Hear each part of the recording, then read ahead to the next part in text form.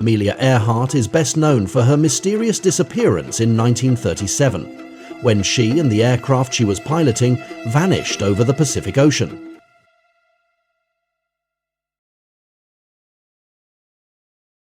Amelia Earhart dominated headlines in the early 20th century, breaking record after record for her daring aviation exploits, her fame peaking in 1932 when she became the first woman to fly solo across the Atlantic. But today she is best known for her apparent demise in 1937, when she disappeared while attempting to become the first woman to circumnavigate the world by plane.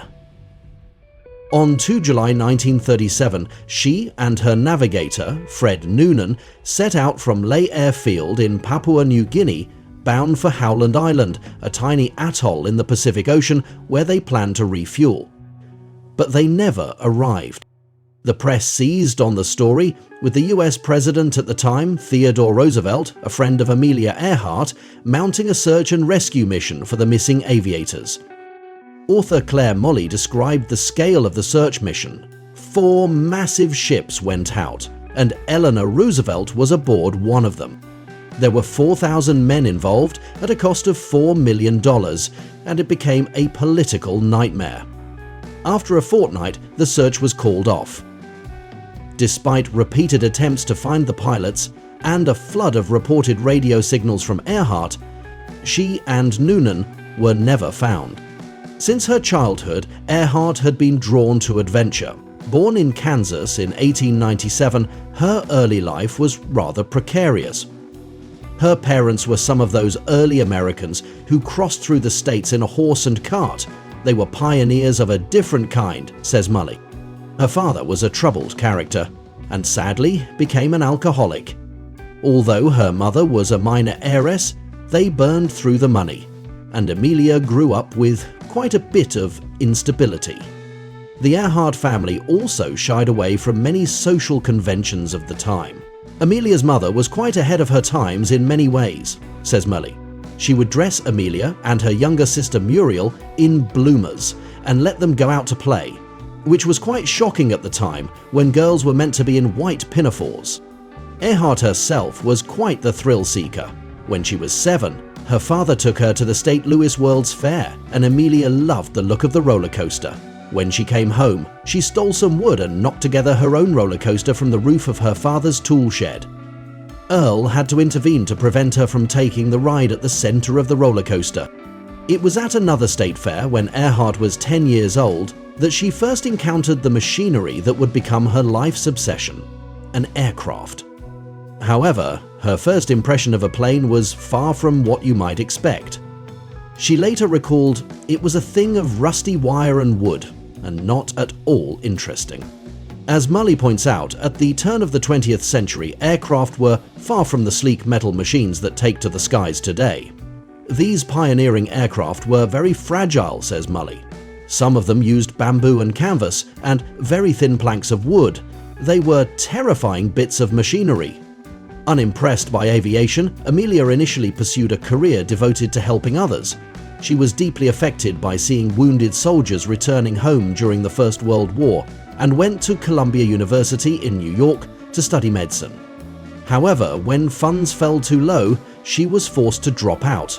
Amelia then found a job at Denison House in New York, where she was teaching English and citizenship skills to settler families in America.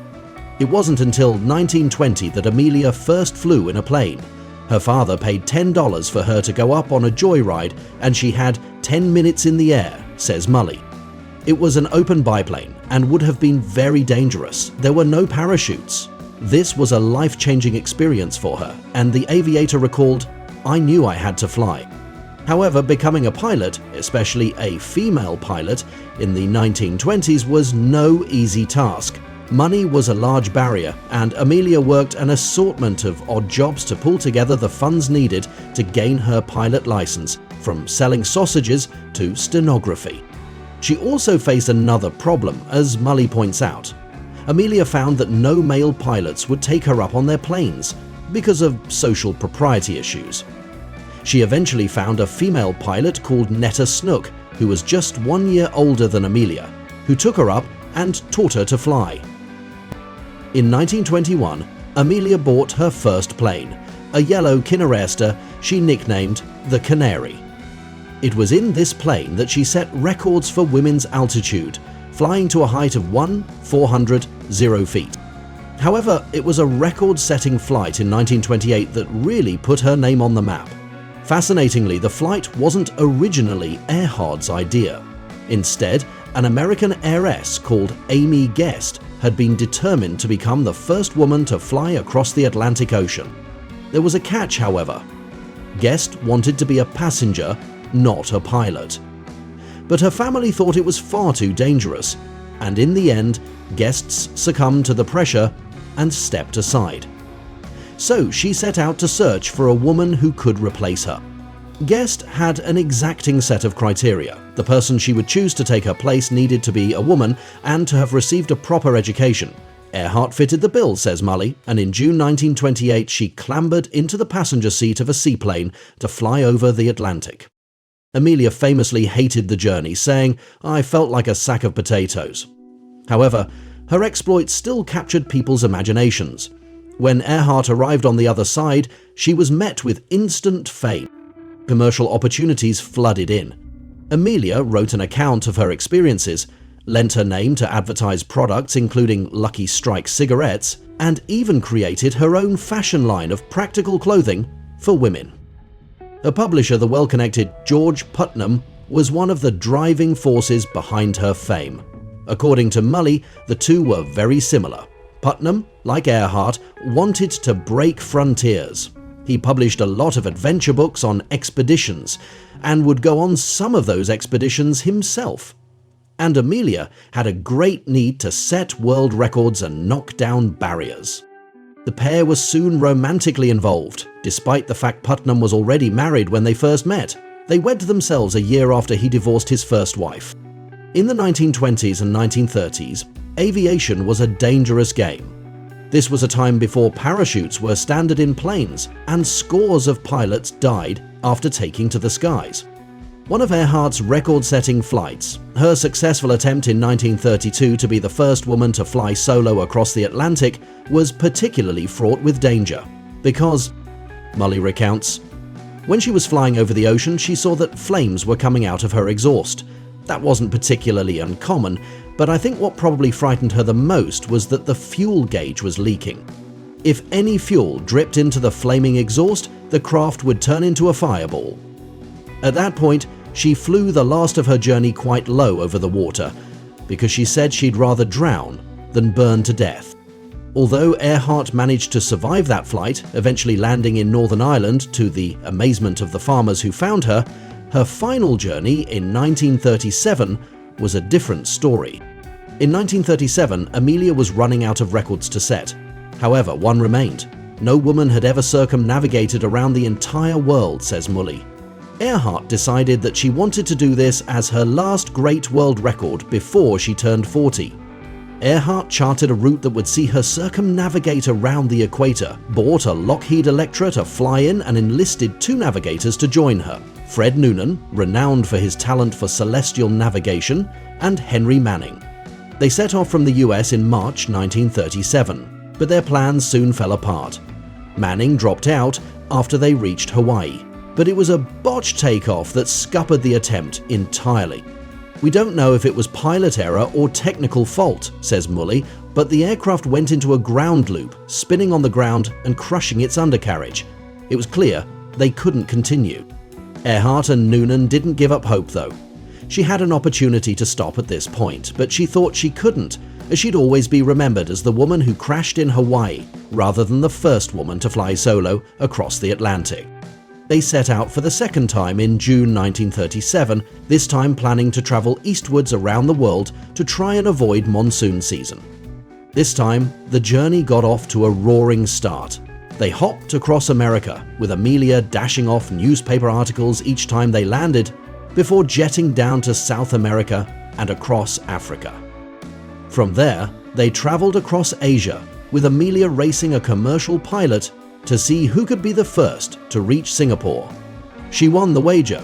They then flew south to Australia, before arriving at Papua New Guinea. All that remained now was to fly to Hawaii. However, because the Lockheed's fuel tank was too small for them to fly the distance in one leg, they needed to hatch a plan to refuel. They looked at various options, like refueling in the air, but ultimately decided to stop at a tiny island in the Pacific Ocean called Howland Island. It's a tiny coral atoll in the ocean, and it would need real precision navigating to reach it. A US Navy ship called the Itasca was primed to stay in radio contact with Earhart until they reached Howland Island. However, problems began to arise.